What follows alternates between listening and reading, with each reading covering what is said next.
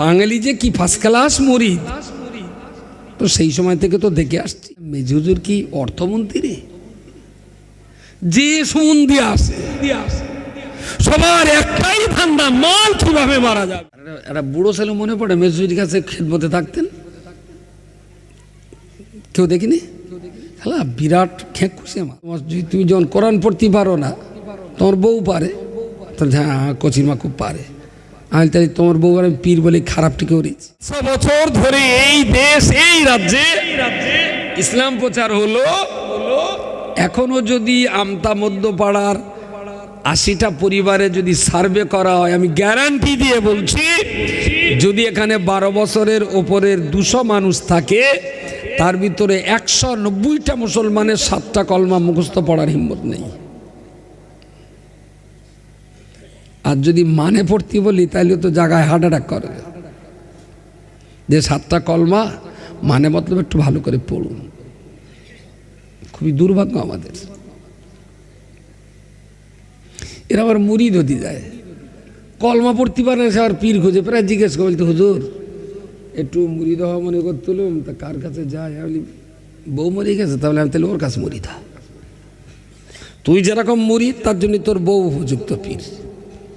তাহলে তেন আপনি ঠাট্টা করছেন, আমি তাহলে একটু কোরআন পড়ে শোনাও, যেখানে ইচ্ছা তোমার একটু কোরআন পড়ো। তাহলে তো হুজুর আমি না কম সেই পড়তে পারি না। আমি তুমি যখন কোরআন পড়তে পারো না, তোমার বউ পারে, তাহলে হ্যাঁ কচিমা খুব পারে, আমি তাহলে তোমার বউ আর পীর বলে খারাপটি করেছি। বউর কাছে মুরিদ হয়ে বউটার কাছে বসে আগে কোরআনটা শেখ, আগে কোরআনের পৃষ্ঠাটা টেপ, তারপরে মদিনার তসবি টিপবি। আগে কোরআনটা খুলে পড়, তারপরে পীর খুঁজবি। যে কোরআন পড়তে পারে না তার পদ্ধতি বলেছে কেডা? কোথায় পেয়েছেন? পীর ধরা আগে না কোরআন ধরা আগে? বহু মুরিদ দেখেছি। মেজুর কেবলা যখন হায়াতে ছিলেন, তো ফুরফুরায় যেতাম, হুজুরের সঙ্গে সাক্ষাৎ হতো। আর একটা বুড়ো ছেলে মনে পড়ে মেজুরির কাছে খেদমতে থাকতেন, কেউ দেখিনি, খেলা বিরাট খেক খুশি মাল। অবশ্য তার আমি খারাপ বলবো না, সবাই যদি হুজুরির গাড় ওপরকে ঝেপে পড়ে তাহলে তো বুড়ো মানুষটার কষ্ট হবে। যার জন্য উনি কাউকে দাঁড়াতে দিন, যাও যাও যাও যাও, যতই বুড়ো মাল তো। এরম দরজা খোলা হলো, আমি ভেতরে ঢুকি, দরজা দিয়ে বাড়ায় দাঁড়িয়ে গেলাম, বুড়ো আর দেখতে পায় না। আর বহু লোক আসে হুজুরের সঙ্গে মশাও করার, আমি দাঁড়িয়ে দাঁড়িয়ে দেখতাম। ও হুজুরের সঙ্গে মশাবা হয় হোক না হয় না, একটুখানি সময় তো দেখি দাঁড়িয়ে দাঁড়িয়ে। কেউ হাতে হুজুরির পায়ে হাত দে, হাতে মজা লাগানো আছে, হাতে হুজুর একটু দোয়া করবেন, জল করে মাছ ছেড়েছি, আর একটু তাবিজ, যাও। 2 নম্বর গোলাম আলী, হুজুর দোয়া করবেন, মেয়েটা একটু রং চাপা বে হচ্ছে না, আল্লাহ যেন একটা ভালো পাত্র দিয়ে দেয়, একটা তাবিজ, যাও। 3 নম্বর হইবার, আসসালামু আলাইকুম হুজুর একটু দোয়া করবেন, 3 বিঘে বেগুন চাষ করেছি, আল্লাহ যেন একটু ভালো ফসল দেয়, যাও। আবার হুজুর আমার ছেলে একটা কাপড়ের দোকান করেছে, একটু দোয়া করবেন যেন দোকানটা ভালো চলে। আমি সালাম মেজু হুজুর কি অর্থমন্ত্রী, যে সম্বন্ধে আসে সবার একটাই ধান্দা, মাল কিভাবে মারা যাবে, জল করে কি করে মাছ বাড়বে, গাছে কি করে নেরকল বাড়বে, খেতে কি করে বেগুন হবে, পুকুরি কি করে মাছ বাড়বে, দিকে ইনে চিন্তা ভাবনা খারাপ। হয়তো 1-150 লোকের পরে একটা লোককে বলতে শুনেছি, হুজুর আসসালামু আলাইকুম,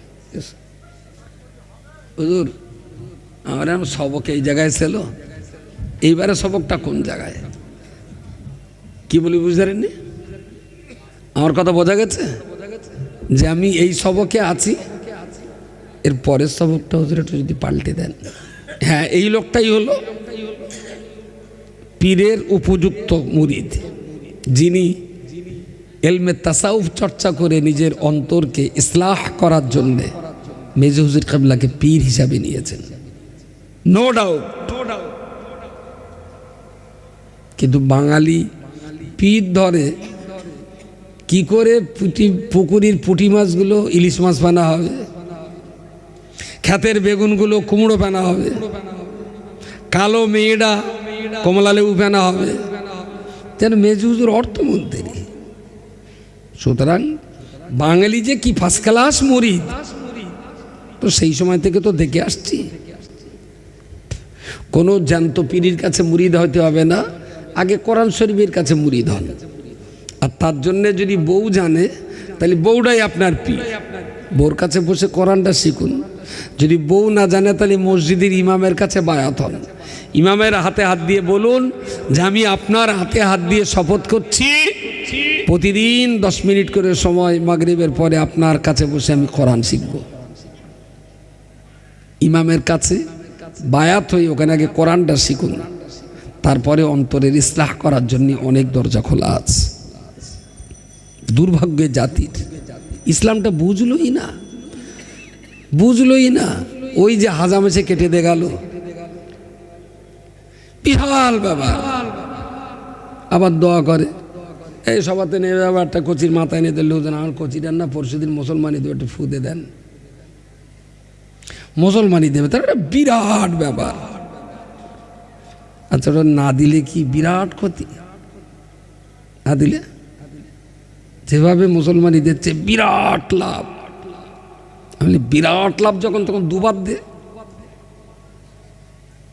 আর উইকেটে যদি জান্নাতে যাওয়া যায়, তুই তো বাপ, তুই 3 বার কাট, জান্নাতে আগে যাবি। শালা বাচ্চার কলমা শেখানোর কোনো নাম নেই, বাচ্চাটাকে খাওয়ার দন শেখানোর কোনো নাম নেই, বাচ্চাটা শোবে আল্লাহর নাম নিয়ে সে ব্যাপারে কিছু বলে না, নুনু কাটা নিয়ে বাপের মাথায় রক্ত উঠে গেছে। এ কি মুসলমান আছে বলতে যাচ্ছেন? আমি খুব বিনয়ের সঙ্গে বলছি, সত্যিকারের অর্থে যদি ইসলাম ভালো লাগে, মসজিদের ইমামের কাছে বসে আগে ইসলামটা বুঝুন। চায়ের দোকানে আড্ডা না মেরে, মোড়ের মাথায় আড্ডা না মেরে, মসজিদের ইমামের কাছে বসে একটু জিজ্ঞেস করুন, হুজুর এইটা কি হবে? হুজুর আমি এই পর্যন্ত জানি, একটু শুনি দেখেন দিন আমার কলমাটা ঠিক আছে কিনা। হুজুর কলমা শাহাদাতটা আমি তো পড়ছি, দেখেন দিন ভুল হচ্ছে কিনা। আর মানের একটু ভালো করে আমি বলি, হুজুর দেখেন দিন আমার কোথাও ত্রুটি হলে একটু বলে দেন।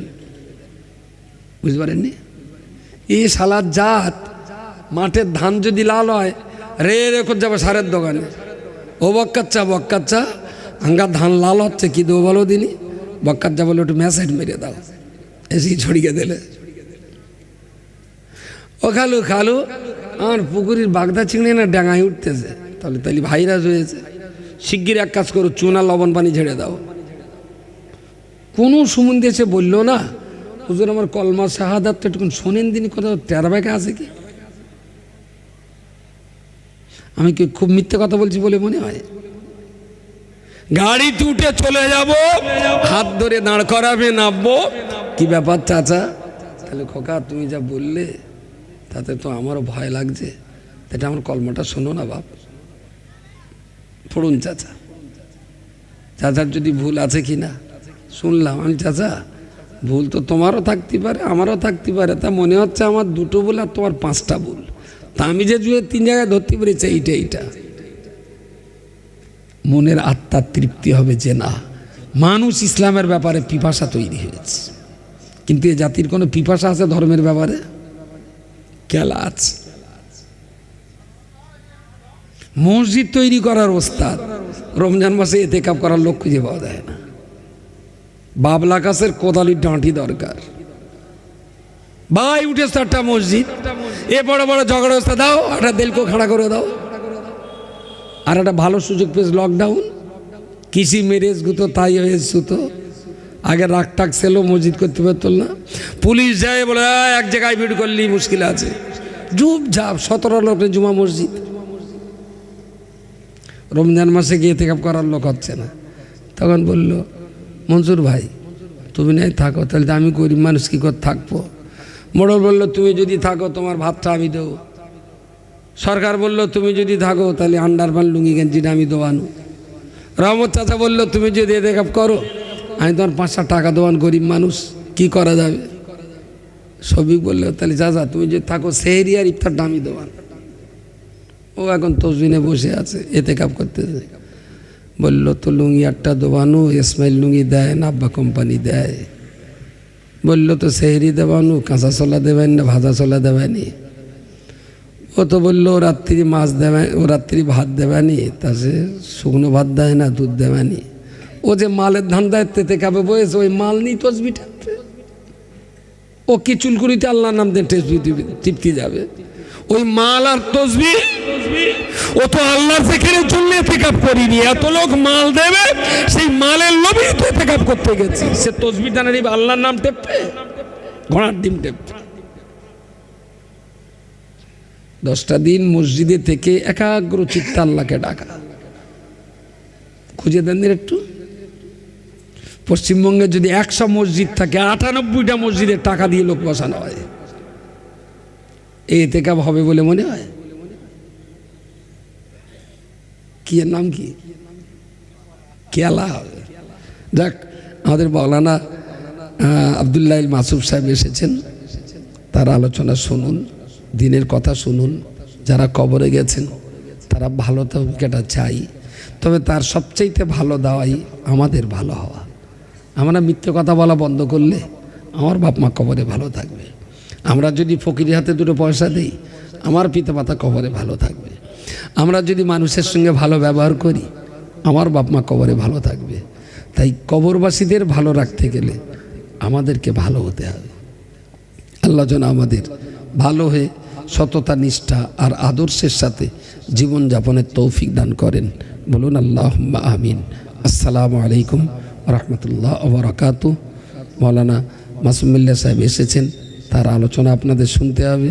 দূরে মাইকের আওয়াজ যারা শুনছেন, আমি সবাইকে মজলিস আসতে অনুরোধ করছি। দরুদ শরীফ। আল্লাহুম্মা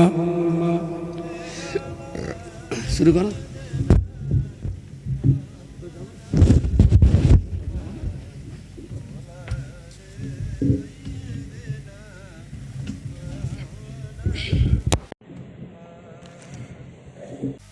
ইসলাম হলো পৃথিবীর ভিতরে সবচাইতে শান্তির ধর্ম, আর ইসলাম হলো আল্লাহর তৈরি করা একমাত্র ধর্ম। সুবহানাল্লাহ বলেন। আল্লাহ কোনো 2টো ধর্ম তৈরি করেননি, আল্লাহ একটাই তৈরি করেছেন, আর সেটাই আল্লাহ মানুষের জন্য নির্বাচন করেছেন। ইসলাম মুসলমানদের জন্য নির্বাচন করা না। ইসলাম ধর্ম কাদের জন্য? মানুষের জন্য। এবারে কেউ সেই ধর্ম গ্রহণ করেছেন, কোনো মানুষের ধর্ম গ্রহণ করেনি। তাতে যারা ইসলাম গ্রহণ করেনি, ইসলাম তার এগেনস্টে কোনো ব্যবস্থা নেওয়ার কথাও কোরআনে হাদিসে কথাও বলা নেই যে যারা ইসলামের কলমা পড়বে না তাদের মারো, তাড়িয়ে দাও, বকো, গালি দাও, এরকম কোনো কথা ইসলামে কোনো জায়গায় কিছু বলা নেই। ইসলামে বলা আছে কি, যার ইচ্ছা হবে সে কলমা পড়তে পারে, যার ইচ্ছা হবে না সে কলমা পড়বে না। তাই বলে কলমা না পড়া মানুষের উপরে কোনো জুলুম চলবে না, বোঝানো যাবে। একবারের জায়গায় তুমি 10 বার বোঝাও, কিন্তু পড়া না পড়াটা তার ইখতিয়ার। এই ব্যাপারে কোনো জোর জবরদস্তি চলবে না। আল্লাহর দেওয়া জগতের একমাত্র ধর্ম ইসলাম, যে ইসলামের ঘরে আল্লাহ আমাদেরকে পাঠিয়েছেন। কিন্তু আমি যতদূর জানি, বাংলাদেশের প্রতাপচন্দ্র সেন ইসলামের কলমা পড়ে তিনি সুফি আব্দুল মোমেন হয়েছিলেন। ইনি কলমা পড়েছিলেন কার হাতে? মোটামুটি জানা থাকার কথা, তো সহজ ব্যাপার। হয়েছে একটু জোরে বলে, দাদা হুজুরের হাতে। সুবহানাল্লাহ। উনি ফুরফুরা দাদা হুজুর কাবলার হাতে হাত দিয়ে ইসলাম গ্রহণ করেছিলেন। হযরত ওমর রাদিয়াল্লাহু আনহু তিনি কার কাছে কলমা পড়ে মুসলমান হয়েছিলেন? জোরে বলেন। নবী পাকের কাছে। Very good. আপনি মুসলমান হয়েছেন কার হাতে হাত দিয়ে? হ্যাঁ, আপনার তো মুসলমান হতে হয়েছে একটা টাইমে। কার হাত হাত দিয়ে আপনি মুসলমান হয়েছেন? হ্যাঁ, জি জি, জন্মে সূত্রে, থ্যাংক ইউ সো মাচ, সত্য কথা বলার জন্য অনেক অনেক ধন্যবাদ। আচ্ছা, জন্মসূত্রে যদি মুসলমান হয়, জন্মসূত্রে তো আমরা মানুষ হয়েছি, তাই না? জন্মসূত্রে মানুষ হয়েছি। মা বেঁচে আছে? আমার মা বেঁচে আছে এখনো। যাদের মা আব্বা বেঁচে আছে, আল্লাহ যেন তাদের হায়াতকে আরো বাড়িয়ে দেন, বলুন আমিন। আমরা তো একজনকে হারিয়েছি, আর একজন আছেন মা, আল্লাহ যেন তাকে অনেক দিন বাঁচিয়ে রাখেন, বলুন আল্লাহুম্মা আমিন। আমার খুব ভালো মনে আছে, একটু বৃষ্টি আসলে বা কিছু একটু সুবিধা অসুবিধা হলে সেদিনের স্কুল যাব না, তা মা কতবার আদর করবে, পয়সা দেবে। আর তখন আইসক্রিম ছিল 5 নয়া, 5 নয়ার আইসক্রিম খাবো পার্টি কেউ আছে এখানে? হ্যাঁ, থাকার তো কথা, আছেন না? তা আমার তো 51 বছর বয়স, মানে এর ভিতরে অনেকেই আছে। 5 নয়া দিলে আইসক্রিম, আর 10 নয়া দিলে তারে বলতো ঘোলমালাই, সে আবার কাগজ দিয়ে ঢাকা থাকতো। তবে সে ঘোলমালাই 10 পয়সাতে যা খেয়েছি, এখন 200 টাকাতেও সেই টেস্ট যেন আর এক অসাধারণ স্বাদ ছিল তার। যাক, তো কোনো মতেই যখন আর স্কুলে যাব না, তখন মা একটা তার চড় দিতেন, আর মেরেছে মানে আজ তো যাবই না। মা রে কবে স্কুলে যাব, তুই মারলে কেন? তখন আর অন্য কোনো অভিযোগ, শুধু তুমি মেরলে কেন, স্কুল যাব না। এইবারে মা পাশের কাজ বসে কুন করবে, ও শোনাবো না, একটু লেখাপড়া শিখতে হয়। এরকম করিস নে বাপ, লেখাপড়া শিখে একটু মানুষ হ, লেখাপড়া শিখে। আপনার মা বলেছে কোনোদিন? মনে পড়ে? আপনি কি হনুমান ছিলেন? মা বলেছিলেন, আমারও বলেছে যে লেখাপড়া শিখে মানুষ হ। কেন, আমি কি হনুমান না খেকছেন? কি ছিলাম? মানুষ ছিলাম তো। মা ফের বললেন লেখাপড়া শিখে। তাহলে যে মানুষ হয়ে জন্ম নিয়েছি, আর মা লেখাপড়া শিখে যে মানুষ হতে বলছেন, এই দুটো মানুষের ভিতরে পার্থক্যটা কি?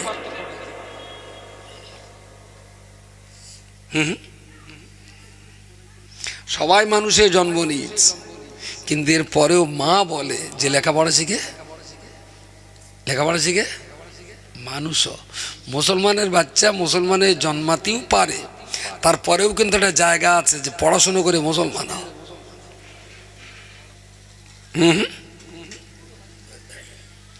গরু কিন্তু কোনোদিন তার ভাসুরি বলেনি যে লেখাপড়া করে ভালো গরু হ। ছাগল কিন্তু তার বাচ্চারে কখনো বলেনি যে লেখাপড়া শিখে তুই একটা ভালো ছাগল হ। ছাগল কোনোদিন বলিনি। বিড়াল কোনোদিন তার বাচ্চাকে বলিনি যে লেখাপড়া শিখে একটা বিড়াল হ। কিন্তু মানুষ তার বাচ্চাকে বলে লেখাপড়া শিখে মানুষ হ। তো জন্মগতভাবে আমরা মানুষ। যদি জন্মগতভাবে মুসলমান হওয়া যায়, তাহলে হযরত ওমর তো জন্মগতভাবে বেদিন। তিনি বেদিন থেকে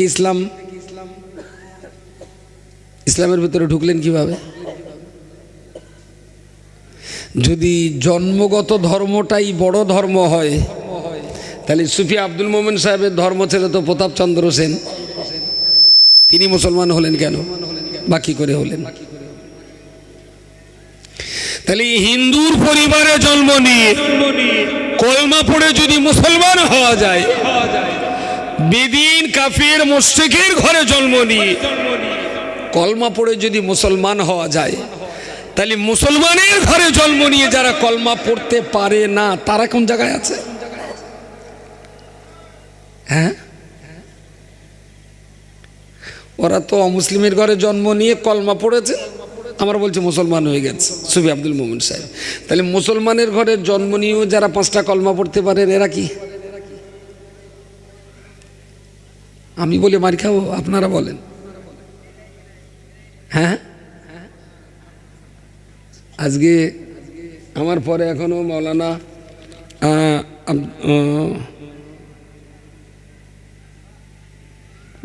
আব্দুল্লাহ আল মাসুম, উনি এসছেন, ডাকো তো। আমার পরে উনি বলবেন, ও বাকিউল্লাহ হুজুর বলেছেন, শরীফুদ্দিন